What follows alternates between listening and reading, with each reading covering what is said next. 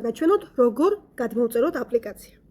რა თქმა უნდა შევიდეთ პირველად fl-shop.gz-ზე, რა თქმა უნდა რეგისტრირებული კონსულტანტები, თუ არ ხართ რეგისტრირებული, შეგიძლიათ გაიაროთ რეგისტრაცია და ამის შემდეგ შეხვიდეთ პირად კაბინეტში.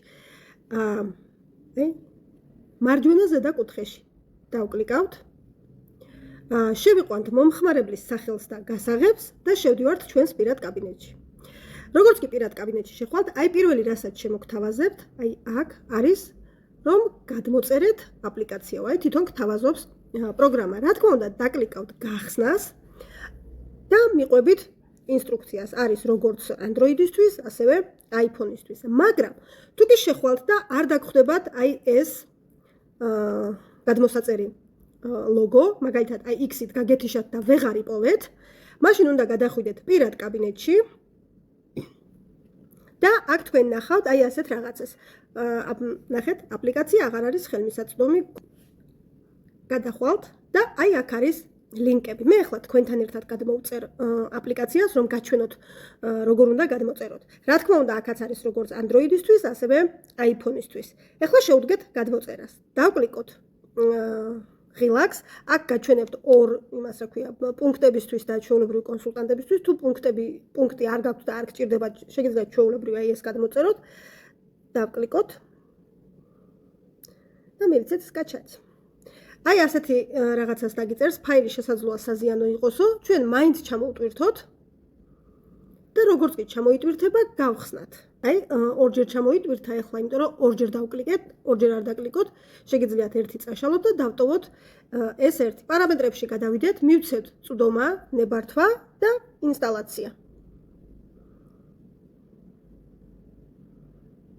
გახსნა.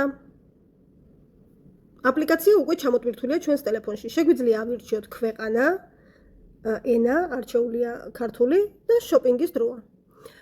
ამის შემდეგ უკვე შეგვიძლია შევიყვანოთ ჩვენი სარეგისტრაციო და პაროლი, ანუ მომხმარებლის სახელი და გასაღები და შევიდეთ პირად კაბინეტში. შეტყობინებებიც დავუშვათ, იყოს ყველაფერი ერთად, შევიდეთ, ჩართულია ყველაფერი. ახლა ვნახო, აგერ სად არის საბა?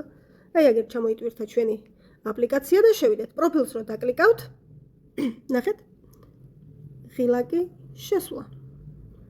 დავკლიკავთ, შევიყვანთ მომხმარებლის სახელს და გასაღებს და შესვლა. ჩვენ უკვე პირად კაბინეტში ვართ. შეგიძლიათ ეს შეინახოთ, შეგიძლიათ არ შეინახოთ და ამის შემდეგ აქ არის ყველაფერი ძალიან მარტივი.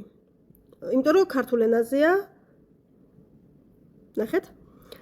კალათაში ხედავთ აგერ რაც უკვე მოგროვებული მაქვს, თქვათ ჩვეულებრივად Google-ით რო ვიყავი შესული, ანუ ჩვეულებრივად რო ვიყავი შესული და რაც კალათაში მოგროვებული მქონდა, მოგროვებულია. აქვე შეგიძლიათ ნახოთ კუპონები და ბარათები, აქ არის ყველაფერი. აქვე არის თქვენი შეკვეთები, ჩემი შეკვეთები ეწერება. მიწოდების მისამართები, რომლებიც დაგჭირდებათ ეს პირადი ანგარიშები რო ნახოთ.